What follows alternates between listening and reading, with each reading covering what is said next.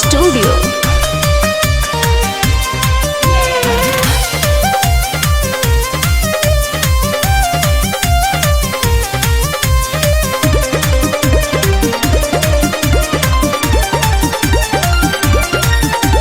लेके राजा पाजा में मरे राजा पाजा, लेके राजा पाजा में, लेके राजा पाजा में मरे राजा माजा।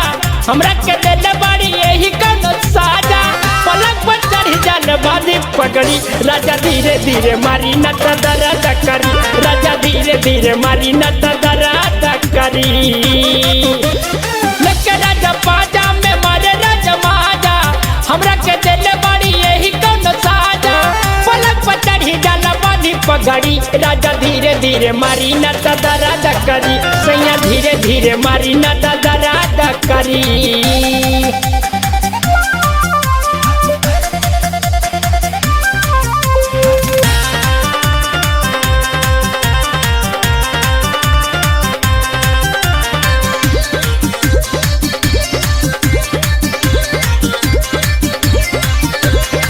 नमो में मार के उसुत जाला कीली, घरवा से बाहरी लगत नहीं। बानी परेशान देखा, बानी परेशान देखा तनी न बुझाला, हमारा से पल भरया बन सहाला।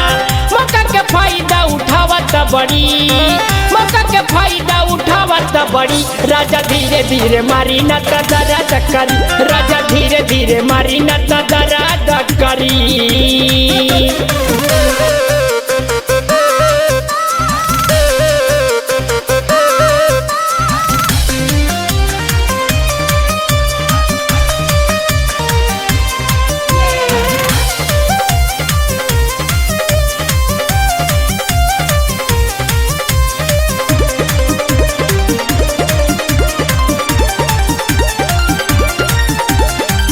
पूरा रात पिया हमके जगाइले, दहिया के हमारा उचटनी बनाइले। परकस निराला कहे, परकस निराला कहे मत कर खेला। संजय सिंह देखा बतिया बुझेला, कहीं जला न पिया कटे कगरी, कहीं जला न पिया कटे कगरी। राजा धीरे धीरे मारी न त दर्द करी, राजा धीरे धीरे मारी न त दर्द करी।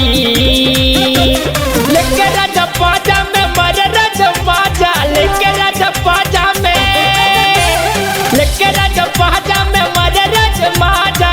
हमरा के देले बाड़ी यही कनो साजा, पलक पर चढ़ जाल बांधी पगड़ी। राजा धीरे धीरे मारी न त दर्द करी, राजा धीरे धीरे मारी न त दर्द करी।